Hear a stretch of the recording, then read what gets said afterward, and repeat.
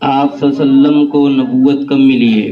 آپ صلی اللہ علیہ وسلم کو نبوت 40 برس کی عمر میں ملی۔ آپ صلی اللہ علیہ وسلم کی پرورش کس نے کی ہے؟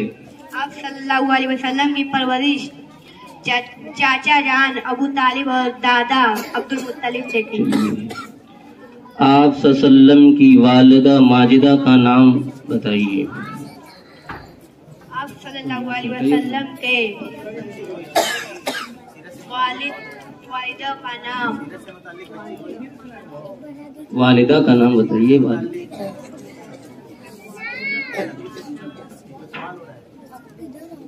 آپ صلی اللہ علیہ وسلم کی والدہ کا نام کیا ہے؟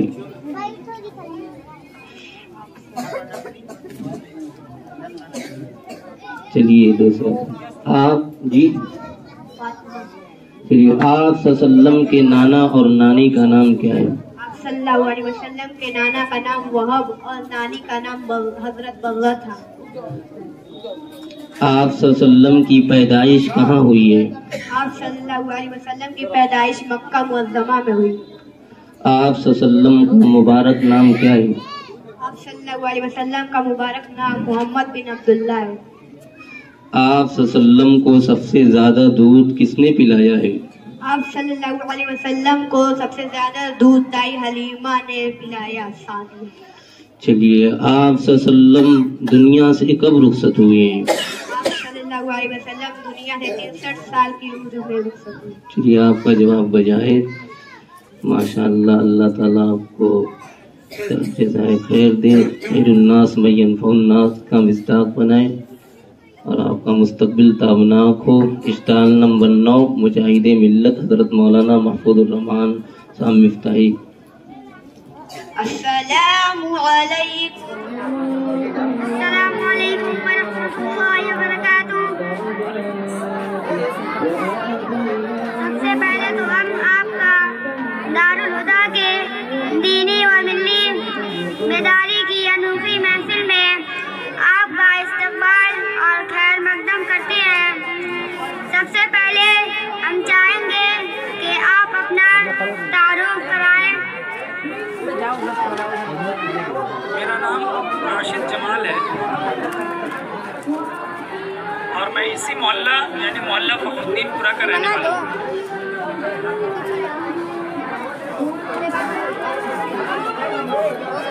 جی حضرت، آپ یہ بتائیں کہ ہمارا یہ پروگرام آپ کو کیسا محسوس ہوا؟ بچوں کا یہ پروگرام ماشاءاللہ بہت ہی ایک انوکھا پروگرام ہے اور ہم کو تو بہت پسند آیا۔ اس طریقے کے پروگرام ہونے چاہیے اور زیادہ جگہوں پہ ہونے چاہیے تاکہ بچوں کی جو یہ افراتفری ہے وہ اس طریقے سے نہ ہو سکے اور بچے اپنا اپنا پروگرام اسٹیج پر پیش کریں، یہ سب سے بہتر ان کے لیے رہے گا۔ اور اس طریقے کے پروگرام سے بچوں کے اندر ایک دینی جذبہ پیدا ہوگا، دینی معلومات کو حاصل کرنے کا، دعاؤں اور سنتوں کو یاد کرنے کا۔ اس لیے اس طریقے کا پروگرام بچوں کے لیے بہت بہتر ہے اور اس سے بڑے بھی سبق لیں گے کہ جب بچے اتنے اچھے انداز میں پڑھتے ہیں تو ہم کیوں نہ ان چیزوں کو سیکھیں اور اس کو عملی جامہ پہنائیں۔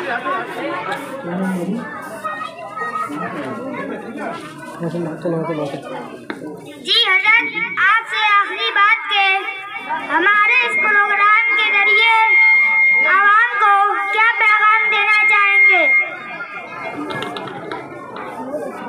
اس پروگرام کے ذریعے سے عوام کو یہی پیغام پہنچتا ہے کہ ہم اپنے بچوں کو کوئی بھی تعلیم دلائیں لیکن اس کے ساتھ ساتھ دینی تعلیم ضرور دلائیں۔ ہمارا بچہ کہیں بھی تعلیم حاصل کرے اس کے ساتھ ساتھ دینی معلومات اور دین کی جو بنیادی چیزیں ہیں ان کو اپنے ذہن میں ضرور رکھیں، اس لیے کہ ہم سب سے پہلے مسلمان ہیں۔ ہم کچھ بھی بن جائیں، ڈاکٹر بن جائیں، انجینئر بن جائیں یا کسی بھی عہدے پر فائز ہو جائیں، لیکن سب سے پہلے ہم مسلمان ہیں اور مسلمانوں کا شعار، اسلامی شعار ہماری زندگی سے ظاہر ہونا چاہیے۔